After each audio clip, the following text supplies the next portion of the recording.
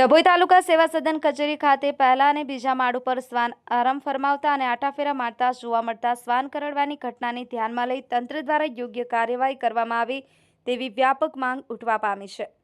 ડભોઈનું તાલુકા સેવા સદન કે જ્યાં ઉચ્ચ અધિકારીઓની વિવિધ કચેરીઓ, જનસેવા કેન્દ્ર, પ્રાંત ઓફિસ, મામલતદાર ઓફિસ, ડિવિઝન પોલીસ અધિક્ષકની કચેરીઓ આવેલી છે।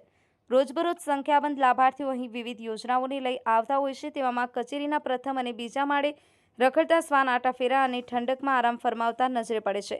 તેવામાં જો કોઈ લાભાર્થીઓ પર શ્વાન હુમલો કરે તેવી ભીતિ સેવાઈ રહી છે। સેવા સદનમાં મુખ્ય ગેટ ઉપર શ્વાન સહિત પ્રાણીઓને ભગાડવા માટે કોઈ મોજૂદ રહેતું નથી। સિક્યુરિટી પણ મૂકવામાં આવતી ન હોવાનું જોવડાવ્યું છે। ત્યારે તંત્ર રખડતા શ્વાન બાબતે કોઈ સઘન કાર્યવાહી કરવામાં આવે તેવી વ્યાપક માંગ ઉઠવા પામી છે। મિત માછી, સિનોર સમાચાર ન્યૂઝ, ડભોઈ।